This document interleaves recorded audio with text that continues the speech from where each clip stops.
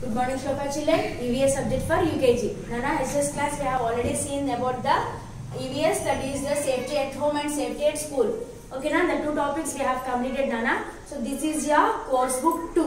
Okay, na page number 56 and 58. We have the some topics are there, Nana. Here we'll discuss today once again it in the textbook. Okay, Nana.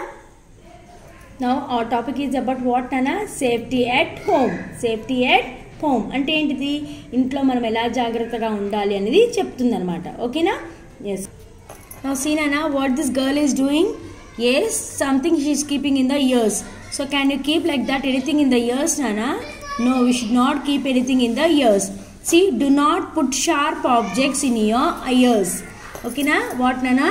Never you have to put your any sharp objects in your ears. మీ చెవుల్లో కానీ ముక్కుల్లో కానీ ఏది కూడా sharp objects కానీ బలపాలంటే slate pencils ఉంటాయి కదా, చాలా మంది చిన్నపిల్లలు పెడుతూ ఉంటారు. అవి ఏవి కూడా మనము పెట్టొద్దు నాన్న. ఓకేనా చిల్డ్రన్?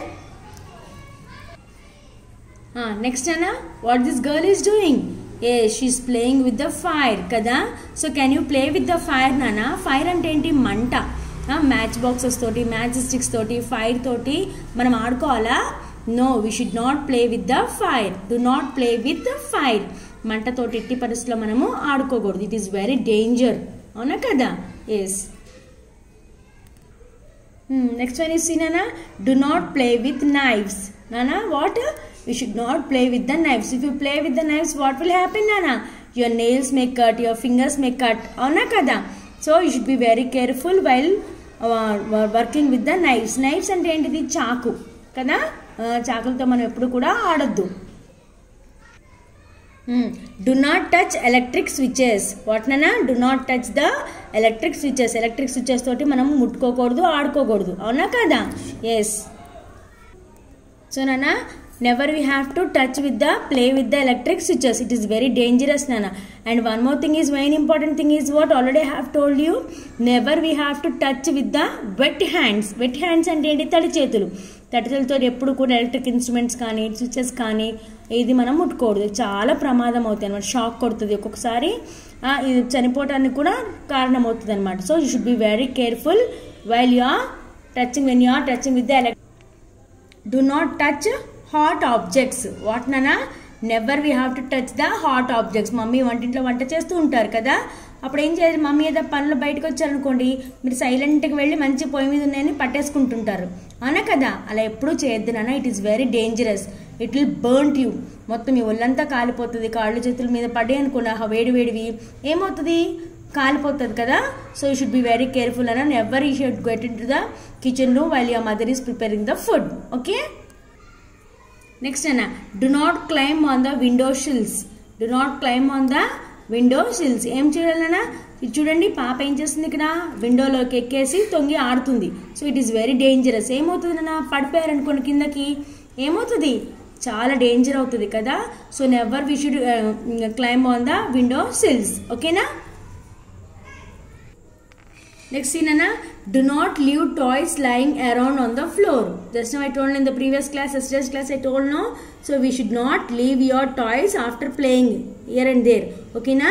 So ఎక్కడ పడితే అక్కడ ఫ్లోర్ మీద టాయ్స్ ఎక్కడ పడితే అక్కడ పడేసుకోవద్దు. జాగ్రత్తగా మనము దాచుకోవాలి. పడేసుకుంటే ఏమవుతాయి? పాడైపోతాయి కదా. You should be very careful and we have to keep your toys after playing in the shelves. Okay? Never swim alone. What నానా? Never we have to swim alone. ఒంటరిగా ఎప్పుడు కూడా మనము స్విమ్మింగ్కి వెళ్ళకూడదు.